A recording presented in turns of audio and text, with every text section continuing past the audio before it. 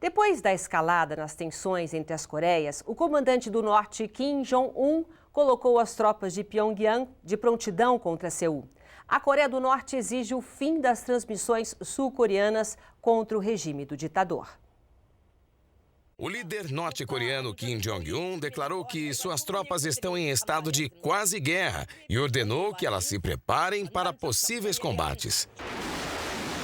A ordem vem um dia depois do mais grave confronto entre as Coreias nos últimos anos. Na quinta-feira, militares sul-coreanos lançaram dezenas de projéteis além da fronteira com a Coreia do Norte, em resposta a supostos ataques do país vizinho. Os norte-coreanos atacaram contra alto-falantes instalados por Seul, próximos à fronteira entre os dois países, que transmitem mensagens contra o regime de Pyongyang. O norte afirma que projéteis de artilharia sul-coreanos caíram próximo a 4 postos militares, mas não deixaram feridos. Os comandados de Kim Jong-un dizem que não efetuaram disparos contra o sul, alegação que é considerada absurda por Seul. Segundo a agência oficial de notícias da Coreia do Norte, as tropas de Pyongyang já estão prontas para uma possível ação militar. O país estabeleceu a noite de sábado como prazo para que Seul remova os alto-falantes. Os sul-coreanos afirmam que vão prosseguir com as transmissões. As transmissões sul-coreanas seriam uma forma de retaliação depois de o país acusar Pyongyang de instalar minas terrestres que feriram gravemente 2 de seus soldados no início de agosto. A Coreia do Norte também nega essa acusação. As Forças Armadas da Coreia do Sul alertaram hoje que os norte-coreanos não devem se precipitar e ameaçou que o avanço pode sofrer uma retaliação.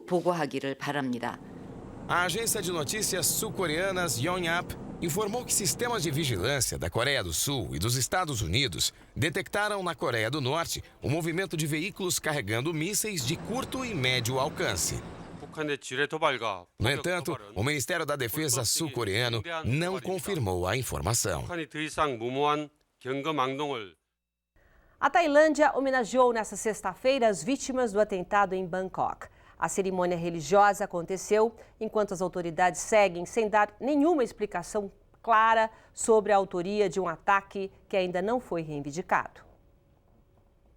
As vítimas foram homenageadas por religiões diferentes em Bangkok. Monges budistas iniciaram a prece. Depois se uniram religiosos muçulmanos, cristãos, hindus e sikhs no mesmo templo onde ocorreu a explosão. Autoridades locais e representantes do corpo diplomático estiveram presentes na cerimônia. Operários municipais trabalharam durante toda a noite no templo de Erevan para reparar os últimos sinais visíveis da explosão, que deixou 20 mortos e mais de 100 feridos. O jovem, que foi gravado por câmeras de segurança enquanto deixava uma mochila momentos antes da explosão, continua sendo o principal alvo de uma investigação. E o público critica a polícia e a junta militar, que seguem divulgando informações contraditórias sobre o caso. A polícia disse na quinta-feira que o ataque foi planejado durante um mês por uma rede de 10 indivíduos, com participação de estrangeiros e tailandeses. Por sua parte, a junta militar qualificou como improvável que o terrorismo internacional esteja por trás do atentado. A decisão chegou depois de consultas a serviços de inteligência de países aliados. Apesar dos fortes controles de segurança em aeroportos e fronteiras, a missão de capturar os suspeitos ainda não deu resultados. Um novo projeto de lei antifumo no Chile está dando o que falar entre os fabricantes e consumidores de cigarro. Se for aprovado, a nova mudança pode ampliar ainda mais o número de locais onde é proibido fumar e acabar com a fabricação de alguns produtos. A nova lei anti-tabagismo tem como principal objetivo fazer com que os fumantes larguem o vício. Ela vai obrigar os fabricantes de cigarros a usar uma única embalagem, alertando sobre os perigos do tabaco. Mas o que tem irritado os consumidores é a proibição de cigarros mentolados, a preferência de pelo menos 40% dos chilenos. Os profissionais de saúde alertam que esse aditivo com sabor de menta pode induzir os adolescentes a fumar. O Chile já proibiu o fumo em bares, restaurantes, cinemas e outros estabelecimentos em 2003. Mas a nova lei vai limitar ainda mais os lugares que permitem o consumo desse produto. O projeto proíbe o uso em áreas livres, como parques, praias e praças. De acordo com a Organização Mundial de Saúde, o Chile tem o maior percentual de tabagismo da América Latina. 28% dos adultos fumam pelo menos uma vez ao dia e são registradas anualmente cerca de 16 mil mortes vinculadas ao cigarro. 10 vezes mais que as mortes por acidentes de trânsito no país. Mas também é um grande fabricante do produto, gerando milhares de empregos na área todos os anos. A nova proposta vem sendo criticada pelos fabricantes de cigarro. Eles alertam que, se for aprovada, a lei pode fazer com que muitas empresas cortem as suas atividades no Chile, o que influenciaria ainda mais o crescimento do mercado negro no país. E agora a gente termina com esporte, né? Falando de atletismo. O Campeonato Mundial de Atletismo começa amanhã em Pequim, envolto num escândalo de doping com denúncias voltadas principalmente para atletas de meio fundo. Para quem não sabe, o Quênia é uma das forças dessas provas e busca na China mostrar que seu domínio é resultado de trabalho e não da utilização de substâncias proibidas. É nesse vale do Quênia, na cidade de Iten, que treinam os maiores fundistas do mundo. O local fica a 2.400 metros de altitude, a 330 quilômetros da capital, Nairobi. Desde 2012, com a explosão de testes positivos, o Quênia passou a figurar numa lista indesejada, a dos países com mais esportistas suspensos por doping no atletismo. No começo do mês, reportagens da emissora alemã ARD e do jornal britânico The Sunday Times denunciaram o suposto uso generalizado de substâncias proibidas por atletas quenianos. A Agência Mundial Antidoping anunciou a abertura de uma investigação e se mostrou preocupada com a situação. Enquanto isso, a Federação Queniana de Atletismo qualificou as reportagens como caluniosas por lançar acusações graves contra atletas e dirigentes. Mas os relatos da mídia europeia serviram de alerta para diversos corredores. Muitos acreditam que o Quênia precisa enfrentar o crescente problema do doping e proteger sua rica herança de medalhas e importantes patrocínios. Isso preocupa a todos, não apenas os atletas, mas até mesmo suas famílias, afirma o tricampeão dos 3.000 metros com obstáculos, Moses Kiptanui, que também enfrentou uma suspensão por doping. Os ganhos no atletismo do país poderão diminuir e ninguém vai investir em patrocínios, complementa. Segundo as reportagens da imprensa europeia, 12 mil exames de sangue vazaram a partir do banco de dados da Associação Internacional de Federações de Atletismo. Um total de 146 medalhas, incluindo 55 de ouro, em competições que vão dos 800 metros até a maratona nos Jogos Olímpicos e em edições do Mundial, teriam sido conquistadas por atletas com resultados suspeitos de diversos países. Nenhum deles perdeu a medalha. No Quênia, uma câmera escondida mostrou injeções suspeitas de substâncias perigosas sendo aplicadas em atletas. O programa afirma que há corrupção ampla no país e um desejo de ocultar o doping. Essas substâncias melhoram a capacidade do sangue em transportar oxigênio para as células, o que pode dar vantagem a um atleta, principalmente em provas de grande duração. Após a transmissão de parte do documentário na televisão alemã, o vice-presidente da Federação Internacional de Atletismo afirmou que haverá tolerância zero e, se for necessário mudar as regras e regulamentos, isso será feito. Vamos aos destaques internacionais. O problema da imigração ilegal, que atinge a maioria dos países europeus, fez com que as autoridades na Bulgária aumentassem ainda mais a fiscalização nas fronteiras. Neste posto da alfândega, em Lesovo, na Bulgária, a rotina já é comum. Os caminhões de carga chegam, encostam e são inspecionados pelos agentes de fiscalização. Mas o que eles procuram não é necessariamente um produto ou uma fraude em alguma declaração de imposto. Com este tubo, eles rastreiam sinais vitais, como a respiração, que indiquem a presença de imigrantes ilegais escondidos nos baús de carga. Se forem descobertos, os veículos são apreendidos e os estrangeiros deportados para onde vieram.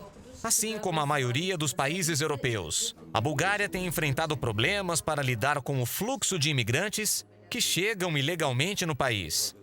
Para tentar controlar a situação, os policiais nas fronteiras foram autorizados a aumentar a fiscalização.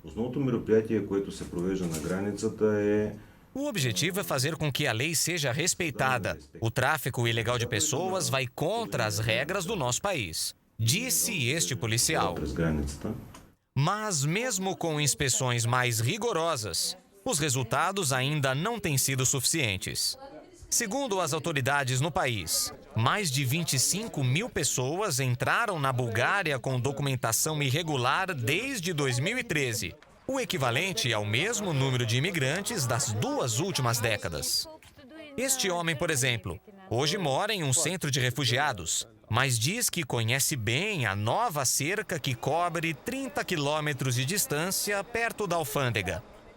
Numa das inspeções, ele conta que conseguiu fugir antes de ser descoberto e foi obrigado a pular a barreira para se esconder em uma floresta.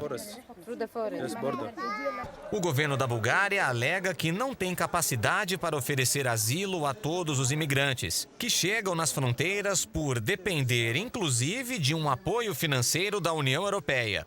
Cerca de 80% desse dinheiro já foi usado para distribuir comida, assistência médica e mantimentos para os estrangeiros. E a capital alemã Berlim, conhecida por seus clubes e boates noturnos, ganha uma nova opção de lazer depois que as temperaturas subiram nos últimos tempos.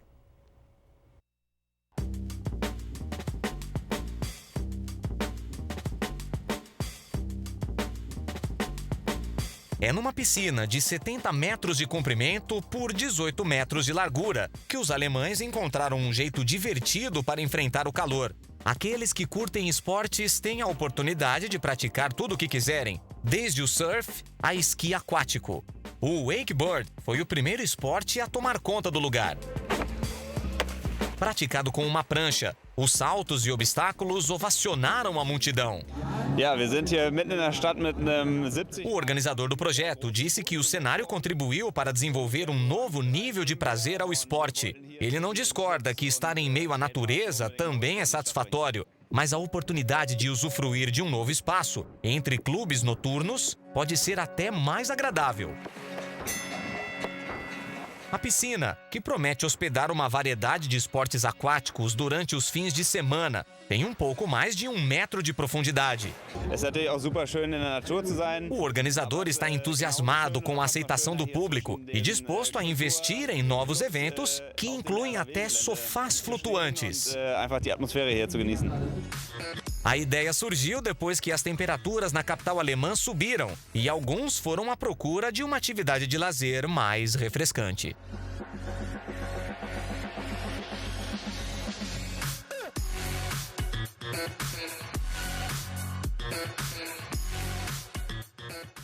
Vamos para o futebol? Vamos lá. Santos e Corinthians se enfrentaram nesta quarta-feira pela Copa do Brasil e o Peixe saiu na frente ao vencer o Timão por 2-0. Agora os dois alvinegros voltam a atenção para o Brasileirão, que abre o segundo turno nesse fim de semana. Com compromissos diferentes, as equipes precisam vencer para garantir o bom momento de ambas as equipes no Nacional. Afinal, o que esperar desse Campeonato Brasileiro, hein? O comentário é de William Lopes. Olha, Silvia, nós tivemos aí a Copa do Brasil essa semana, né? Então agora o foco muda, porque o campeonato também é outro. Agora é Campeonato Brasileiro, pontos corridos, outro regulamento. Até porque na Copa do Brasil você tem que jogar diferente, porque é mata-mata. Você tem que correr atrás de um resultado. Quando joga em casa, precisa sair para o jogo e vencer para fazer a diferença, para decidir depois no jogo de volta. Enfim, é outra situação. Então, realmente tem que mudar o foco mesmo e o Brasileirão começa uma vida nova. É o segundo turno que começa nesse final de semana. O Santos pega o Avaí. Esse jogo que o Santos tem totais chances de somar mais 3 pontos dentro de casa, com o apoio da torcida, vivendo um bom momento. Santos que vem de um bom resultado fora de casa no Brasileirão, esse empate contra o Atlético Paranaense, considerado muito bom. Perdeu até pênalti. O Ricardo Oliveira, que é o artilheiro desse Campeonato Brasileiro, está muito bem e, para mim, mesmo com a idade, poderia chegar na seleção brasileira. Não, é claro, visando a próxima Copa do Mundo. Mas a gente também precisa pensar em momento com Libertadores não, com eliminatórias. e que são importantíssimas para a gente conseguir a vaga. Então é outra questão que a gente pode falar ao longo da nossa programação aqui, de seleção brasileira, convocados. Claro que a gente tem que pensar lá na frente, mas é importante também pensar no momento que o jogador está vivendo. E o Ricardo está fazendo muitos gols importantes, mesmo tendo perdido esse pênalti na última rodada. Agora, voltando a falar do jogo, é um jogo importante que o Santos tem tudo para somar 3 pontos diante do Avaí, que está lutando até para não entrar na zona do rebaixamento lá nas últimas colocações. Não está e tem time para escapar, evidentemente. Só que esse momento é mais do Santos, que vem numa reação muito grande após a chegada do Dorival Júnior como técnico do time. Então, todas as chances para que o Santos consiga um bom resultado, sim, nessa rodada. Aí nós teremos, no domingo, o jogo do Corinthians, que recebe o time do Cruzeiro. Os dois times que tiveram Copa do Brasil essa semana.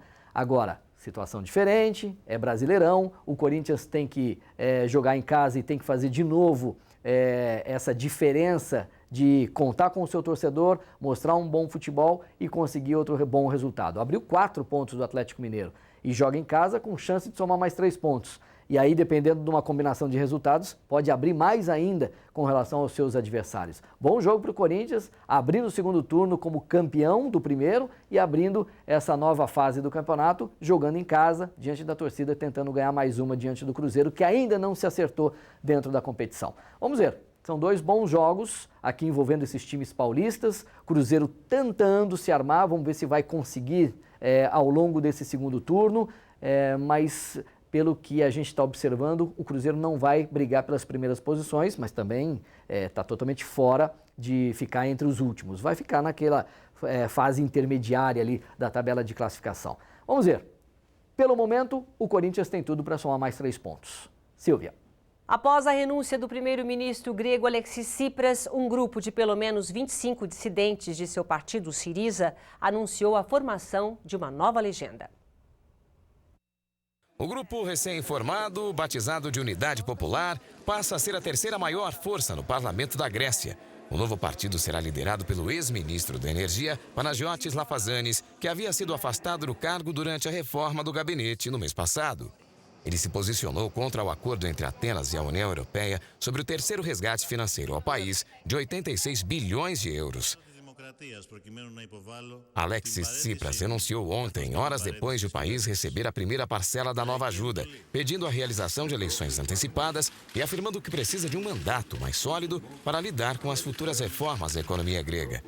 O presidente grego Propikis Pavlopoulos pediu nesta sexta a liderança do partido Nova Democracia, a 2ª maior força no parlamento, que trabalhe na formação de um governo provisório.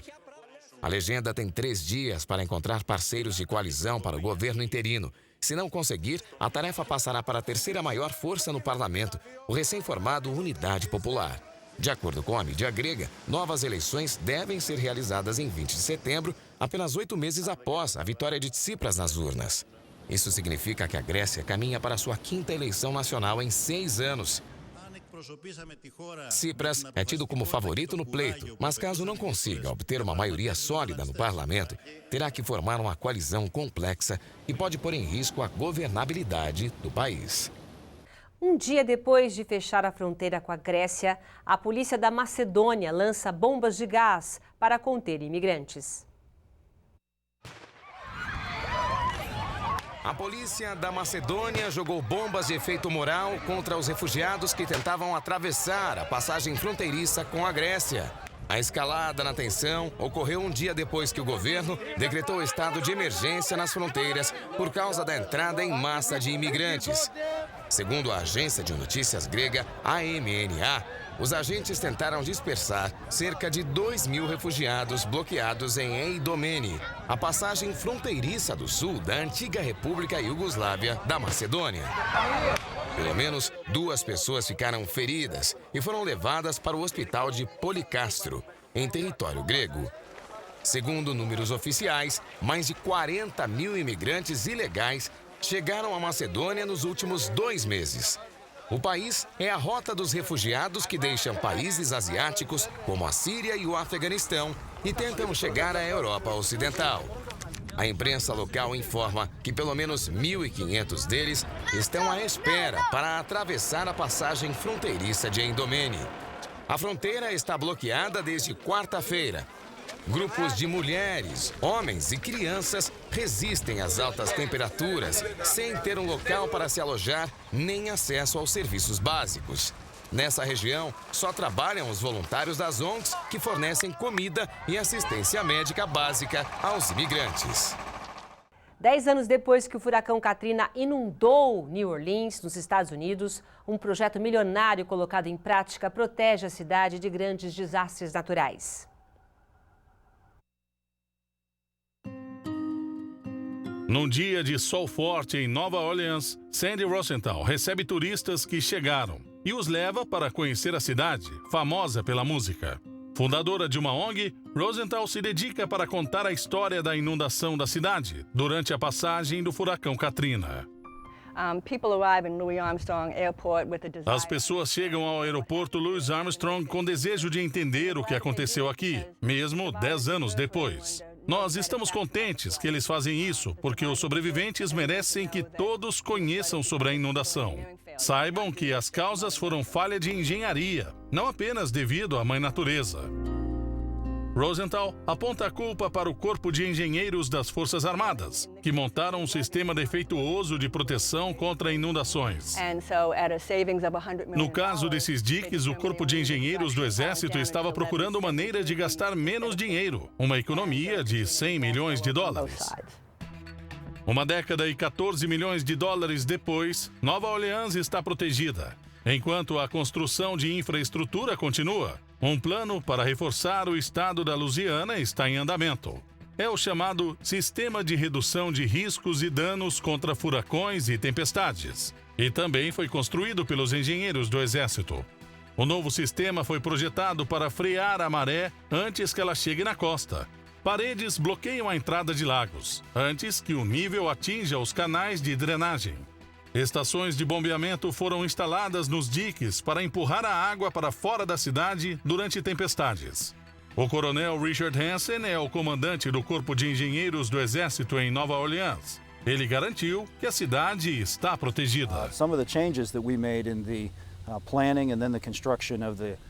Algumas das mudanças que fizemos no planejamento e construção do sistema aumentaram o perímetro para fora dos limites, com segurança de que os diques vão defender a cidade contra a maré. No centro, construímos mais robustos. Eles podem resistir até por 100 anos. O furacão Katrina foi mais poderoso do que 100 anos de tempestades contínuas. Se isso acontecer novamente, as ruas de Nova Orleans devem suportar melhor a pressão das inundações. O sistema que foi projetado, construído e está em vigor hoje foi criado para se defender de uma tempestade de 100 anos. Se uma tempestade maior que o Katrina ameaçar Nova Orleans, o sistema será resistente. Nós temos uma capacidade maior de bombeamento do que em 2005. Aço, concreto e estações de bombeamento ajudam Nova Orleans, mas o ambiente desempenha também um papel importante na reconstrução. As zonas úmidas que circulam o litoral da Louisiana são um componente importante para nossa proteção contra tempestades. Eles agem como um amortecedor natural que ajuda a tirar a força da maré. Ao longo das últimas décadas, temos visto uma perda de zonas úmidas. E como essas zonas têm desaparecido, nós nos tornamos mais vulneráveis, afirmou a doutora Alicia Renfro, que é cientista na campanha de restauração do rio Mississippi. Reconhecendo a importância dos pântanos em 2007, o estado de Louisiana começou um plano de 50 anos, com um custo de 50 bilhões de dólares para a restauração e proteção do litoral. Ironicamente, é um esforço para diminuir a força dos furacões e é parcialmente financiado por outro desastre, o vazamento de petróleo da British Petroleum. Em julho, o estado de Louisiana anunciou que vai receber quase 7 bilhões de dólares por conta de uma reparação da petrolífera. Grande parte desse dinheiro será usado para restaurar as zonas úmidas costeiras. É uma situação interessante em que uma tragédia pode nos dar esperança para o futuro. Uma vez que temos dinheiro, podemos colocá-lo em direção à restauração costeira. É uma oportunidade muito triste, mas, na verdade, uma forma única. O furacão Katrina foi responsável por mais de 1.800 mortes e danos estimados em 151 bilhões de dólares. E o presidente dos Estados Unidos, Barack Obama, vai visitar na próxima semana New Orleans para lembrar o aniversário de 10 anos da passagem do furacão Katrina. Desde que chegou à presidência em 2009, Obama considerou prioridade continuar e acelerar os esforços de recuperação de New Orleans após essa catástrofe do Katrina, que se tornou o desastre natural mais caro da história dos Estados Unidos. Obama viaja à cidade, no estado de Louisiana, na quinta-feira, dia 27, e se reúne com o prefeito Mitt Landrieu e moradores de vários bairros que reconstruíram suas vidas nos últimos 10 anos. Na data, o presidente também discursa sobre o renascimento de New Orleans após a tragédia. Dia 29 de agosto completa 10 anos de um dos dias mais tristes vividos nos Estados Unidos. O furacão Katrina bateu a costa do Golfo do México e deixou 80% da cidade debaixo d'água. Foram 1.800 mortos, mais de 1 milhão de desalojados, mais de 1 milhão de casas danificadas, 250 mil destruídas e 150 bilhões em perdas materiais. O grupo recém-formado, batizado de Unidade Popular, passa a ser a terceira maior força no parlamento da Grécia. O novo partido será liderado pelo ex-ministro da Energia, Panagiotis Lafazanis, que havia sido afastado do cargo durante a reforma do gabinete no mês passado. Ele se posicionou contra o acordo entre Atenas e a União Europeia sobre o terceiro resgate financeiro ao país de 86 bilhões de euros. Alexis Tsipras renunciou ontem, horas depois de o país receber a primeira parcela da nova ajuda, pedindo a realização de eleições antecipadas e afirmando que precisa de um mandato mais sólido para lidar com as futuras reformas da economia grega. O presidente grego Propikis Pavlopoulos pediu nesta sexta a liderança do partido Nova Democracia, a segunda maior força no parlamento, que trabalhe na formação de um governo provisório. A legenda tem 3 dias para encontrar parceiros de coalizão para o governo interino. Se não conseguir, a tarefa passará para a terceira maior força no parlamento, o recém-formado Unidade Popular. De acordo com a mídia grega, novas eleições devem ser realizadas em 20 de setembro, apenas 8 meses após a vitória de Tsipras nas urnas. Isso significa que a Grécia caminha para sua 5ª eleição nacional em 6 anos. Tsipras é tido como favorito no pleito, mas caso não consiga obter uma maioria sólida no parlamento, terá que formar uma coalizão complexa que pode pôr em risco a governabilidade do país.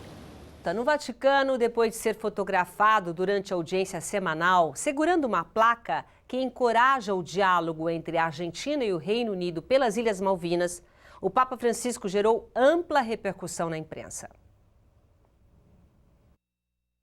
A placa, em que se lia "É tempo de diálogo entre a Argentina e o Reino Unido pelas Malvinas", foi recebida por Gustavo Royo, que lidera uma campanha sobre as ilhas. Os dois países disputam o arquipélago desde 1833 e se enfrentaram em uma guerra em 1982, que terminou com a rendição argentina e a morte de 649 argentinos e 255 britânicos. Em fevereiro de 2013, a presidente argentina, Cristina Kirchner, pediu que o Papa ajudasse a promover um diálogo sobre as ilhas, logo após residentes do arquipélago preferirem que o local continuasse como território britânico, segundo uma votação.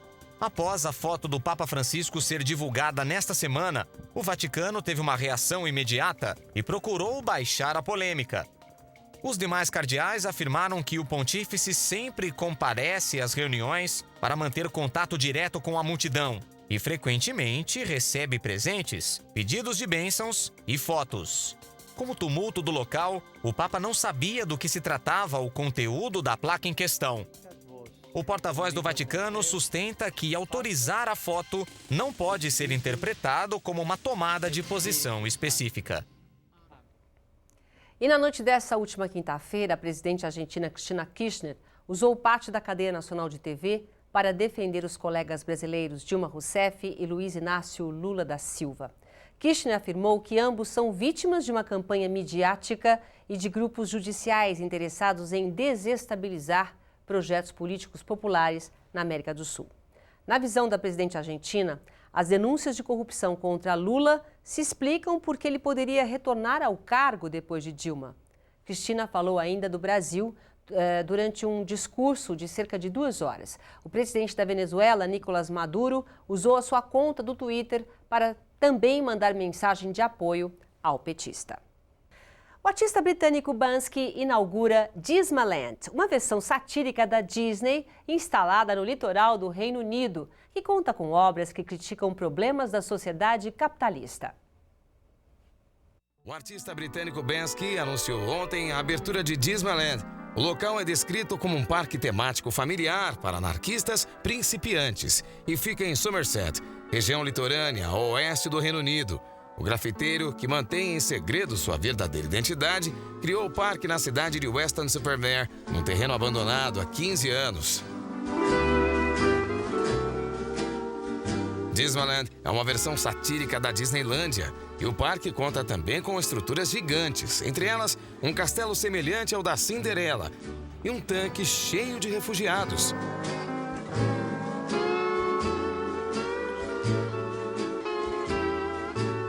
E seu nome é um trocadilho com Dismal, palavra que pode ser traduzida como sombrio, e a Disneyland. O parque é um cenário de futuro distópico, criado pelo artista britânico, conhecido pela visão negativa do capitalismo. Este é um dos maiores projetos do artista até o momento. E como a maioria de suas obras e atuações, foi realizada com especial sigilo. Banksy foge do holofote e pouco se sabe sobre o artista, que acredita-se ter cerca de 36 anos. Welcome to Dismaland. Enjoy. Os visitantes terão que pagar 3 libras, cerca de R$15, para entrar no parque. Numa crítica ao sistema capitalista, eles podem pedir na entrada um crédito para dispor de mais dinheiro, com uma taxa de juros de 5.000%. Em comunicado, Banksy disse que Dismaland é uma exposição de arte e entretenimento para anarquistas principiantes. É um parque temático familiar, inadequado para crianças, assinalou o artista. A mostra ocupa uma área de mais de 10.000 metros quadrados. Editor de uma revista especializada em arte, Evan Prickle, avalia que o parque é único porque reúne dezenas de grafiteiros que não costumam trabalhar juntos. Uma exposição dessa magnitude, que apresenta diversos estilos, não acontece todo dia e só foi possível graças à liderança de Banksy. The outsider king of them all, Banksy, just kind of getting all these people together. It's kind of a special thing. Cercado de mistério e polêmica, pouco se sabe sobre a biografia do grafiteiro, que ficou mundialmente conhecido por seus satíricos desenhos que denunciam os problemas da sociedade atual. Você acompanha agora as principais imagens da semana. Boa noite e até segunda-feira.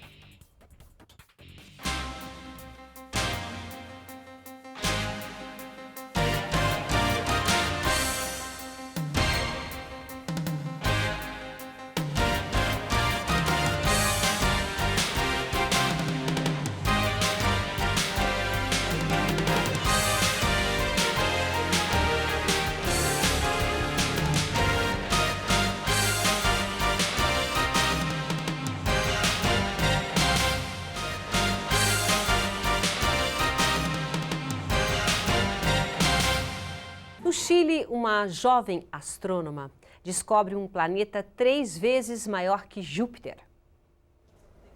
Uma astrônoma chilena de 25 anos descobriu um planeta que tem 3 vezes o tamanho de Júpiter. O astro orbita uma estrela vermelha maior que o Sol e está situado a cerca de 290 milhões de anos-luz da Terra. Maritza Soto é estudante de doutorado em ciências na Universidade Chile. Ela trabalhou durante 8 meses em 2 telescópios do Observatório La Silla, que fica a 600 quilômetros ao norte de Santiago. Em novembro do ano passado, a jovem foi responsável pela descoberta do planeta, agora registrado como HD 110.014b. Seu trabalho foi publicado na revista da Royal Astronomical Society, referência no setor. A descoberta de planetas na órbita de estrelas vermelhas gigantes é pouco comum. Segundo os especialistas, apenas 1 em cada 5 planetas descobertos gira ao redor deste tipo de estrelas.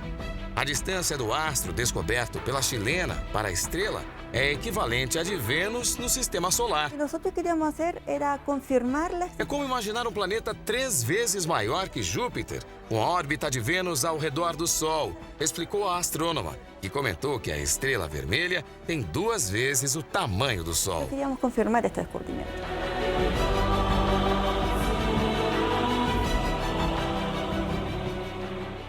O Campeonato Brasileiro começa nesse fim de semana o seu segundo turno. São Paulo e Palmeiras completam a rodada dos paulistas no fim de semana. Como vão ser os jogos nesses 2 grandes da capital, hein, William Lopes?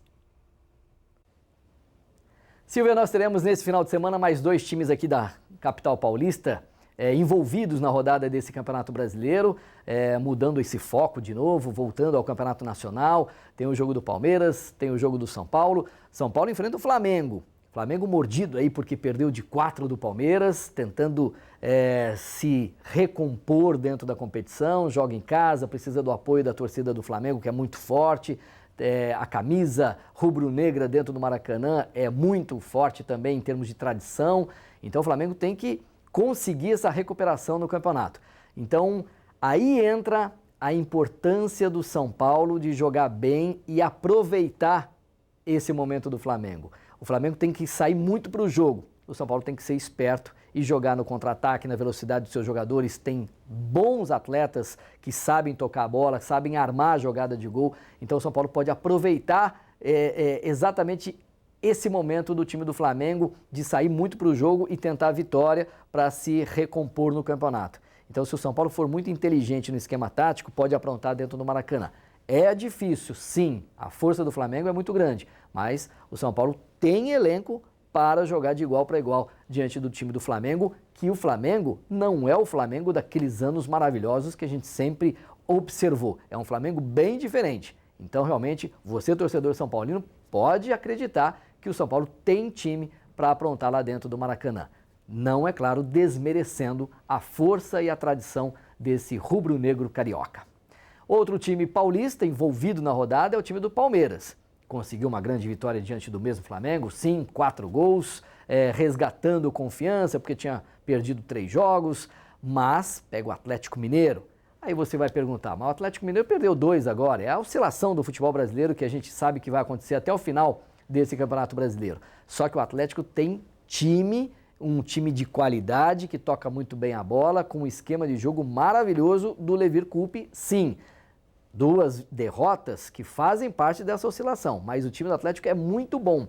E o Palmeiras, se trouxer de lá um empate, ótimo, tá bom para o Palmeiras. Nesse Campeonato Brasileiro, se você conseguir somar um pontinho aqui, outro ali fora, é muito importante somando as suas vitórias dentro de casa.